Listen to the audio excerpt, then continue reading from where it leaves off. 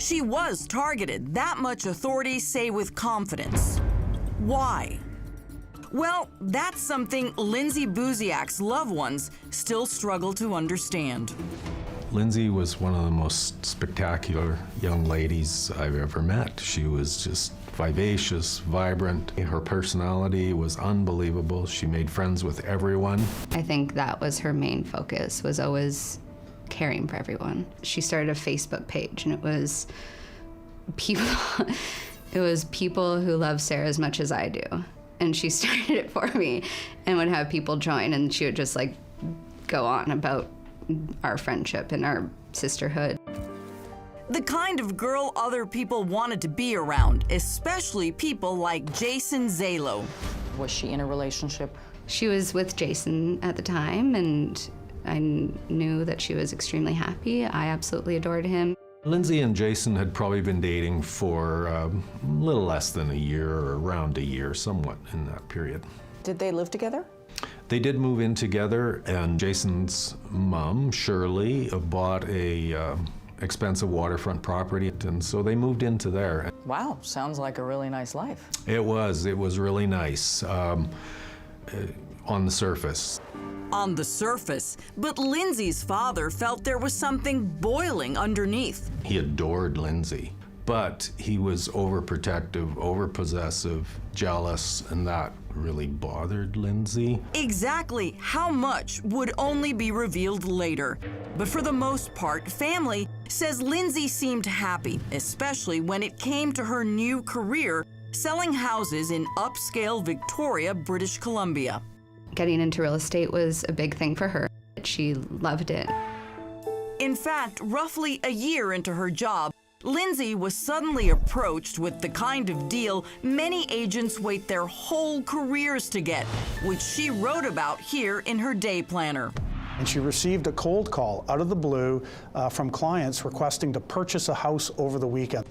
The lady phoned, said, we need to have a house, set up some fairly specific parameters, needed to be immediately move-in ready, had to be within 15 to 20 minutes from town, and they were looking at a home in the $1 million range. But was it too good to be true? Apparently, Lindsay had some doubts. It was complicated. She said, Daddy, there's something weird I'm sensing about this.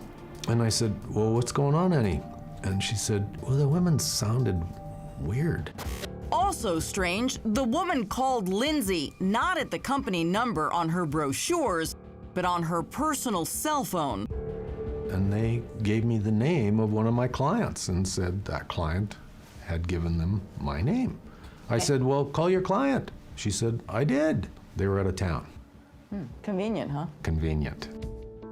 It wasn't enough for Lindsay to back out of the deal, but according to her dad, she did want backup. She said, I asked Jason, he's going to be there. So you must have felt good about that. That put me at ease. Jason's 6'3", 240 pounds, ex-semi-pro hockey player. An intimidating presence, if he wants to be. And with that plan in place, Lindsay started hunting for houses, finally settling on this brand new 3-bedroom, 3-bath in the town of Saanich. She had arranged a private showing for clients. That was set up for a Saturday afternoon, 5:30 in the evening. Staff Sergeant Chris Horsley takes us back to that house to discuss what police know about the night. Lindsay showed up and she met the client here on this private little street. We did have witnesses that viewed the interaction between the parties. Those witnesses remember seeing Lindsay talking to a blonde woman wearing a distinctively colorful dress like this one, and a 6-foot-tall Caucasian man with dark hair. After that, the three went inside. And from there, police have what they believe to be a disturbingly accurate timeline of Lindsay Buziak's last minutes alive. The lockbox is computer access. We did get those records. It was unlocked just before 5:30. So at 5:29, the lockbox is open. Those are her shoes just inside the entryway. We know that Lindsay showed the main floor of the home, and then they went upstairs. Upstairs to the master bedroom. Police say it was just 9 to 11 minutes after entering the home. And how are they so sure? At 5:41, there is a dial out on her phone. It goes to a friend she hasn't spoken to in some time, and all you can hear is muffling on the message. It was a pocket dial with deadly implications.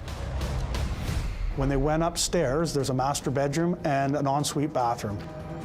We know that when Lindsay turned to show the ensuite bathroom, she was then attacked from the rear. There was no defensive wounds whatsoever. We don't believe she had any pre-indication that something was amiss. And as for that pocket dial, So we believe that was actually at the point of attack. When the couple attacked Lindsay, somehow they've hit buttons on the BlackBerry and it sent out a phone call. the last communication of any kind from Lindsay Buziak. I was living in the Cayman Islands at the time, and my mom called me and to let me know that my sister had been killed. And I came home that same day. Lindsay's father, Jeff, still has a hard time reconciling the image of the little girl he raised with where she ended up. I was holding my deceased daughter in the morgue. This is a little child you raised from a baby. I promised her that I would find out who murdered her, and I wouldn't stop till it was done or I died. And Jeff says that when it comes to that, he has some pretty strong feelings about the man who Lindsay asked to be her backup that night. Her boyfriend ended up at the showing. Yes. She was stabbed, according to media reports, over 40 times. A surprise attack so lethally efficient, authorities say it had to be a hit. Was Lindsay sexually assaulted? Was her wallet or her purse or cell phone taken? Yeah, nothing. This was a targeted attack for the sole purpose of killing Lindsay Buziak. But who would want to kill her? That's the question. Who would? And why? At the time, police knew nothing of the couple they now believe carried out the attack or how they were able to slip out of the house undetected. Only who they found when they arrived at the scene. Lindsay's boyfriend, Jason Zalo, and one of his friends. We locked down that house immediately. Mr. Zalo and his friend were both taken into police custody. Turns out it was Jason who called police to the house, and at the station, he gives investigators a breakdown of his whereabouts that day. 4:30 p.m., Jason and Lindsay finished a late lunch at a local spot before splitting up, he to meet a friend at a nearby business, and she to get ready for that open house. An hour later, surveillance video shows Jason and his friend leaving their location. Just as it's believed Lindsay is opening the door for her suspected killers. Around that same time, Jason texts, "I'll come meet you and I'll be 10 to 15 minutes or so." Lindsay responds, "Okay, I'll see you in a bit, I gotta go." Her text showed no signs of trouble. She told Jason, they're here. But at no time did she say anything that would be cause for warning. I'm worried, I'm scared, these people creep me out. At 5:38, Jason texts, just a couple of minutes away. That text was never opened. Only 3 minutes later, a pocket dial from Lindsay's phone police believe happened during the stabbing. We're quite confident that at 5:41 is when the attack took place. Jason tells police he drives up to the house just 4 minutes later at 5:45, and then he tells them that he may have actually seen the murderers. A tall Caucasian man and a blonde woman wearing a colorful dress like this one. The killers were actually about to walk out the front door and leave, and he turned into the cul-de-sac and interrupt them leaving. They were that brazen that they were going to walk out the front door. If he had been 5 seconds later, he would have driven right into the suspects walking out here into the driveway. Instead, he tells police the couple turned around and closed the door. And his assumption is these are the clients. And the showing is just starting as the door closes. He then parks outside because he is waiting for the showing to end. Approximately 20 minutes later, Jason texts Lindsay, "Are you okay?" No answer. They then go and try the door because they're becoming concerned. And it's at the moment that they realize the front door to the home is locked that he becomes alarmed. At 6:05 p.m., Jason calls police to express his concern. Between the police arrival and that first 911 call, Jason and his friend notice a rear French door is ajar on the home. Then, as seen in this police video recorded at the crime scene shortly after the murder, Jason tells investigators how his friend entered through the back and let him in through the front. One second he unlocked it, I pushed it open. Okay. What happened then? He was already in front of me. Yeah. And I said, I'm running upstairs. Okay. And I was yelling, I'm like, Lindsay, Lindsay, Lindsay. From there, Jason says he ran straight to the master bedroom where he found Lindsay's body and called police again at 6:11 p.m. So I was running inside the house. I just came running up the stairs. Do you remember grabbing the banister at all, or? Down there. Police say the evidence supports Jason's version of events, but Lindsay's father says he's got some questions. There are certain things I don't buy there. From me personally, one, I would have gone and checked as soon as I saw somebody dart in and out of a front door. That concerns me. The other thing that's odd to me is supposedly Jason never been in the house.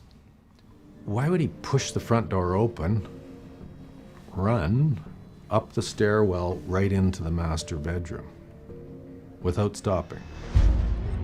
And that's not all he's saying. Lindsay's dad, who was living over 600 miles away in Calgary at the time, also says his daughter confided in him, saying her relationship with Jason was far from perfect. She just felt Jason was overbearing and demanding and, jealous, possessive. So are you saying that things were rocky enough that maybe Lindsay was going to break up with Jason? Yeah, absolutely. I mean, she came out to Calgary to speak to me about that. And that was just 6 weeks before she was killed. We reached out to Jason for an interview. He declined, but Jason did talk to police. Mr. Zalo and his friend were under intense police scrutiny. However, Mr. Zalo was cooperative with police. He also partook in a polygraph exam, and he passed. So is Jason at all under suspicion by the police? Based on forensic evidence, timeline of communications, witness testimony, video surveillance, we know he's not the killer. And was he perhaps somehow involved in the planning? Well, he successfully passed a polygraph and he successfully took part in all these interviews with us. So at this point in time, he's not considered a suspect. So then, who is?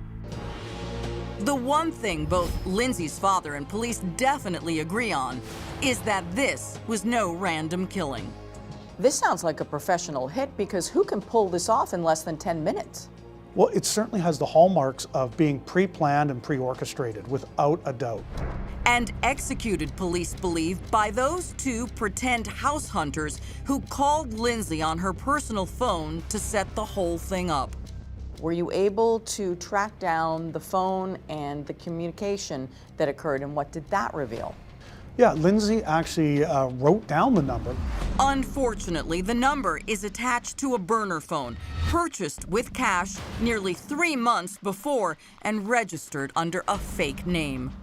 The phone was only ever used for one thing, and that was to phone Lindsay Buziak. It's a level of planning that clearly shows that Lindsay Buziak was the target. The issue is was she really the target, or was she just a scapegoat of convenience? According to one theory, the answer to that may be tied to somewhere Lindsay went the December before her February murder. Remember that visit to Calgary to see her dad? Well, something very big happened there just after Lindsay left. In January, before her murder, the largest drug bust in Alberta history occurred. And we were talking millions upon millions of dollars value in cocaine. How does Lindsay figure into this? The people that lost the drugs know that someone spoke to the police. Someone ratted them out. Exactly. Police in Greater Victoria, British Columbia have interviewed hundreds of people, followed up on nearly 1,000 leads. But who carried out the savage stabbing death of Lindsay Buziak remains a mystery. It's been too long. It's been 9 years since my sister was murdered. Do you think that the cops have done a good enough job of looking into that? Somebody viciously executed my daughter and walked out of that house and have not been caught to this day. So whenever I'm asked, do I think they're doing a good job? No. As great as they are, and as much as I like some of them, and I think they're working very hard, they're not doing a good job.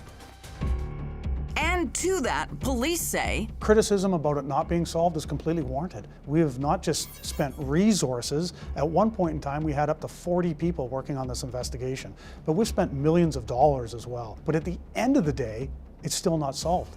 So the criticism is valid.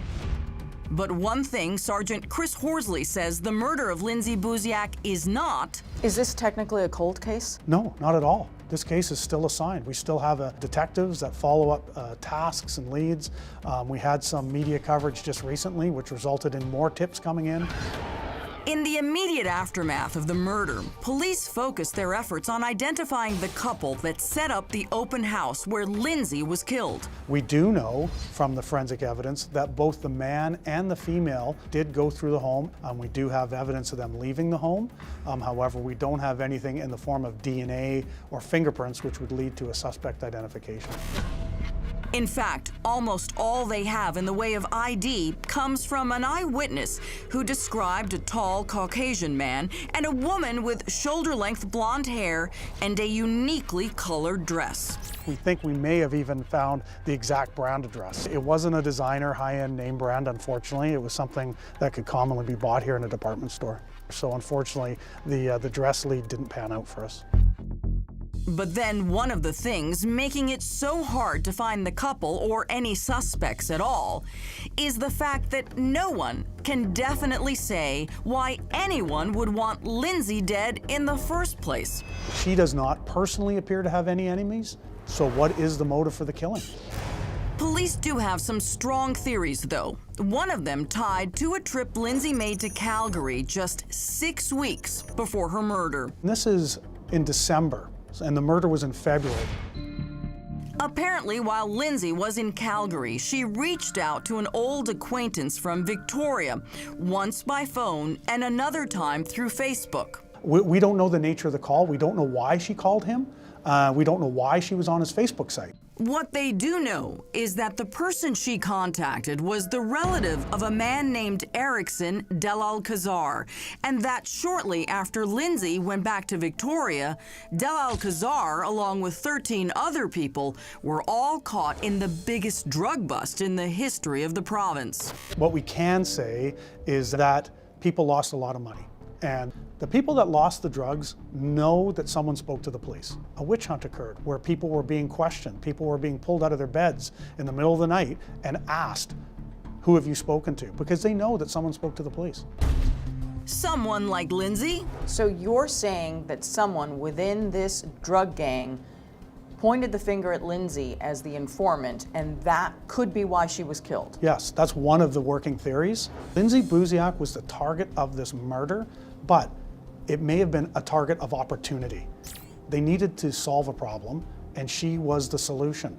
But then, why would Lindsay be so well known to people in the drug trade to begin with? Victoria, everybody knows everybody. It's that simple. So is that the theory you believe? Which is the one you believe? I do, but if you really ask the police, this is a complicated murder. It has many twists and turns. There are killers and there are conspirators.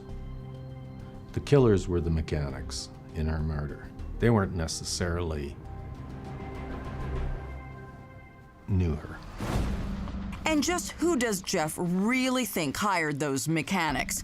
He's not saying outright, but on his website, LindsayBuziakMurder.com, Jeff and others regularly share their theories, often calling out individuals by name and demanding they step forward. I get threatened probably weekly with lawsuits, but I haven't seen one yet. Who's threatening you and why? The people that probably have information about my daughter's murder or who won't step forward publicly and try and help. Is it possible that they don't have the answers that you seek and you want those answers so desperately? It's quite possible, but the people I run into that don't have answers, they just tell me that.